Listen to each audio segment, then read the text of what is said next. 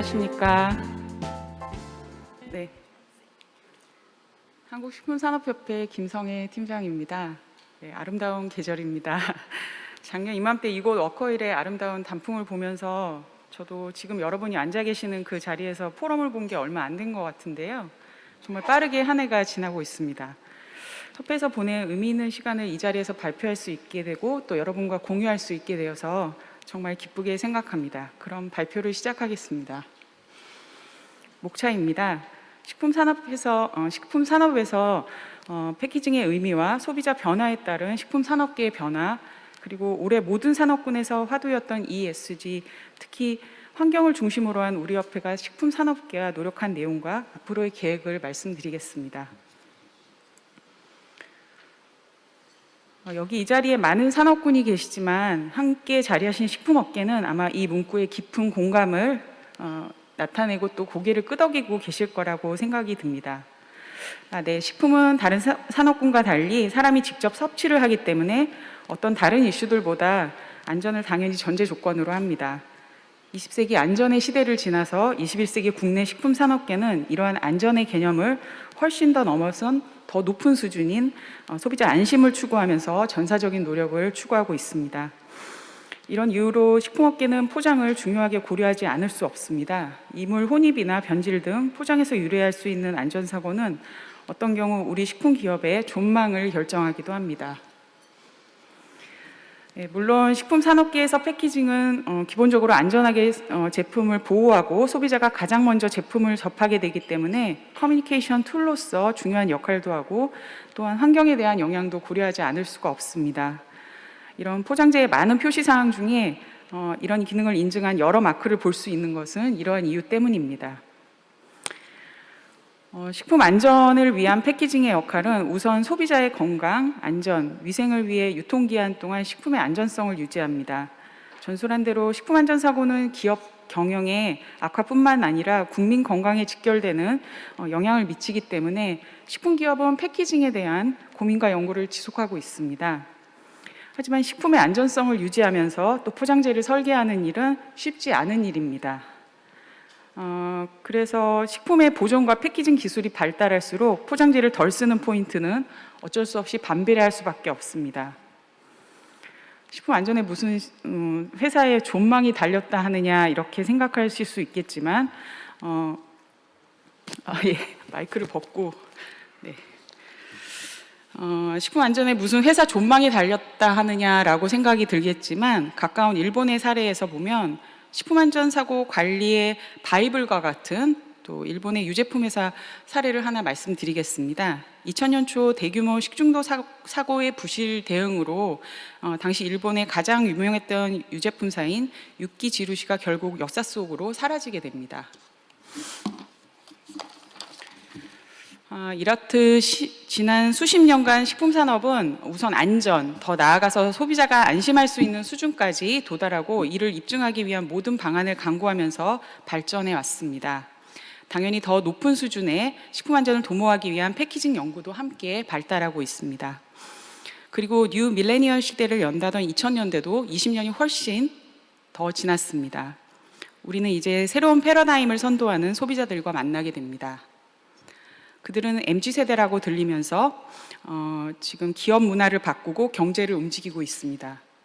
그리고 그들은 모든 산업군에서 신소비 주체가 돼서 시장에 영향력을 행사하고 있죠. 특히 MZ세대는 미닝아웃이라고 하는 신조어를 만들어내면서 자신의 신념이나 가치관을 소비를 통해서 적극 표출을 합니다. 이들은 기왕하는 소비를 선한 영향력을 발휘하면서 환경과 윤리적 가치를 중시하는 소비를 리드하고 환경과 또 시장의 변화를 이끌어냅니다. 오늘 우리가 여기 모여서 ESG 경영의 E, 즉 환경과 또 SG, 윤리적 가치에 대해서 논의가 활발한 이유이기도 합니다. 소비자들의 변화는 바로 시장에 영향을 미쳐서 우리 기업들도 빠르게 한 발 더 앞서 나가려고 합니다. 시장의 변화를 캐치하고 소비자들의 니즈를 만족시키기 위해 우리 식품 기업들은 역시 이러한 가치 소비를 실현케 하는 제품의 개발과 캠페인을 시작합니다. 물론 이런 변화에 소비자들도 높은 관심을 보입니다. 라벨을 개선해서 재활용이 좀 잘 돼야 되지 않겠냐는 문제의식에 우리 식품 기업들은 한 발 아예 앞서 나가서 라벨 자체를 없애는 그런 해안을 던졌던 퍼스트 무버도 있습니다. 이후 이러한 좋은 선례를 따라서 많은 기업들이 개선에 동참합니다. 여러분, 오늘 아이스 브레이킹과 같은 저의 짧은 발표에 이어지는 국내 최고의 식품 기업들, 그리고 또 이미 세계적인 식품 기업인 CJ와 롯데에 이어지는 발표에서 더 많은 선도적인 사례를 확인하실 수 있을 것으로 기대합니다. 우리 협회도 지난해 말 장기적 관점에서의 기업 가치와 지속 가능성에 영향을 둔 환경 분야에 역점을 두고 올해 주요 사업을 추진하고 있습니다. 2050 탄소 중립 선언에 이은 탈플라스틱 사회로의 전환이 추진됨에 따라 환경 정책에 대한 중요성을 인지하고 또 식품기업 활동을 한 발 앞서 제시함으로써 업계에서 벤치마킹하여 함께 활용할 수 있는 현장 기반의 실질적인 정보를 제공하는 데 역점을 두었습니다. 그리고 21년 올해를 지속 가능한 순환 경제를 위한 전환점으로 삼았습니다. 올해 초 환경 중심의 ESG 경영이 화두가 되면서 주목받기 시작할 때 협회는 ESG 경영 전략 세미나를 개최해서 우리 기업이 가야 할 방향을 함께 고민했습니다. 이후 이어지는 학계 자문, 글로벌 사례 벤치마킹 등의 세미나에서는 주요 식품 기업의 경영진들과 임원진들이 높은 관심과 참여를 통해서 또 각사별 우리 식품 기업 공통에 나아갈 길에 대해 논의된 바 있습니다. 그리고 자원순환형 사회 구축을 위해 주요 기업 11개사로 자발적 참여가 있었는데요. 이때 우리 협회의 자원순환 협의체가 발족이 되었습니다.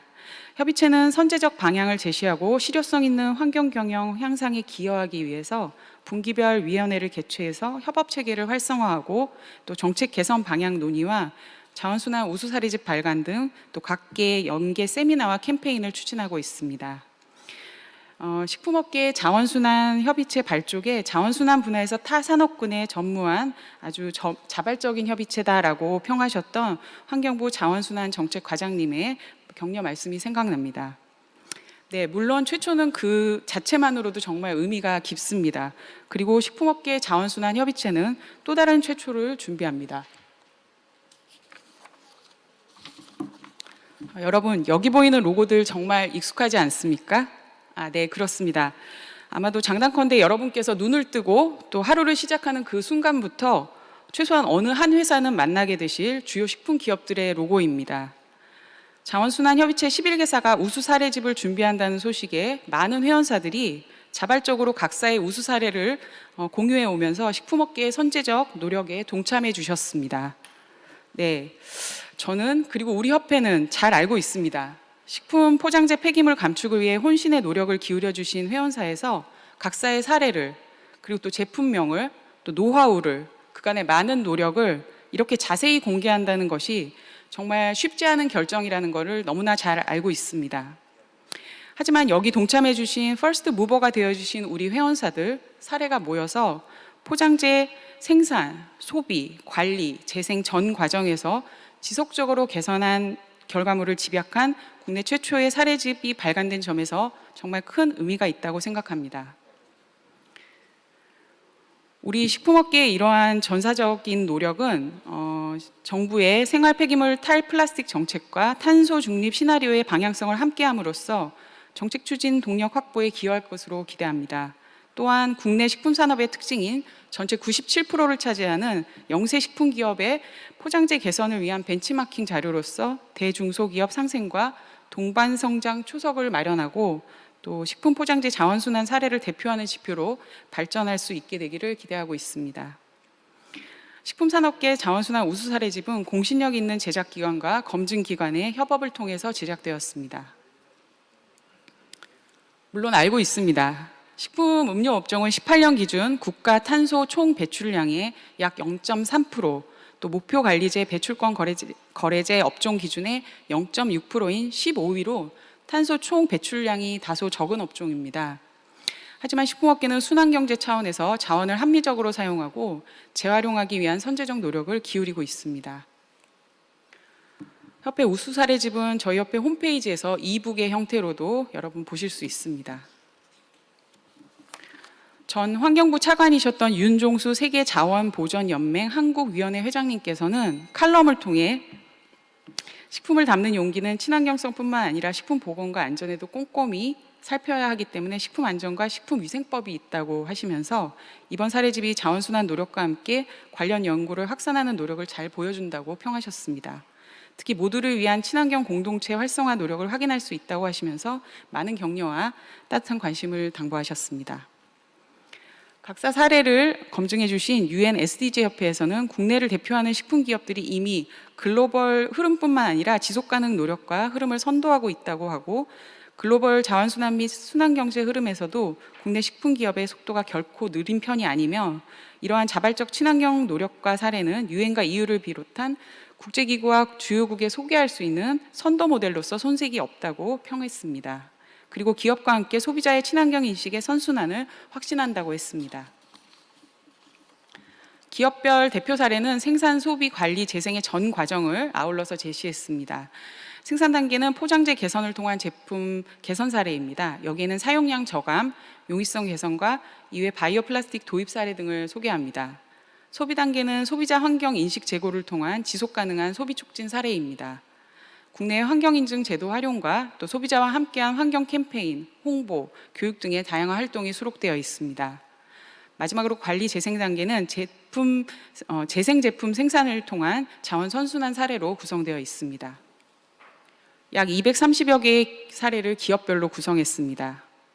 발표를 시작할 때 식품업계가 포장재의 고유 기능인 식품위생 안전 향상을 또 충족하면서 포장재를 감량하는 것이 국민의 건강과 직결되는 식품안전 사고에 따른 위험을 부담하는 우리 식품 기업에게 결코 쉽지 않은 일임을 제가 말씀을 드린 바 있습니다. 그럼에도 불구하고 최소한의 포장재로 또 식품의 안전성을 유지하기 위한 고민과 연구개발의 최전선에 계시는 실무진의 인터뷰를 담아서 식품업계 공동의 고민과 또 나아갈 방향에 대해서 공감을 도모고자 하였습니다. 본 사례집에 담긴 내용을 시각적으로 한눈에 보여드리기 위한 인포그래픽스 페이지입니다. 플라스틱 감축은 7,414톤으로 이는 한국인 약 75,200여 명의 플라스틱 사용량에 해당하는 규모입니다. 또 종이 감축은 455톤으로 약 300페이지 분량의 소설책 227만 5천 권 분량에 해당하는 규모입니다. 탄소 배출 저감은 46,258톤으로 30년생 소나무 약 576만 그루의 흡수량에 해당된다고 합니다. 재활용 등급이 향상된 품목은 569개의 품목이며 또 캠페인 참가자는 약 17만 8천 명입니다. 분리 배출이 잘 되면 모두 소중한 자원이므로 이에 대한 환경부 가이드도 함께 수록했습니다. 사례와 자료를 검증해 주신 UN SDG 협회에서는 한국과 EU 포장재 폐기물 재활용률을 비교한 데이터를 수록해 주셨습니다. 우리나라가 EU에 비해서 12.6% 앞선다고 합니다. 생산 단계에서 라벨, 트레이를 없애거나 용기를 경량화한 저감 사례들입니다. 용이성 등급 개선을 위한 사례들입니다. 무라벨, 수출 라벨의 비중 개선 등을 통해서 최우수 등급을 받은 사례와 용기 개선을 통한 등급 상향 사례들입니다.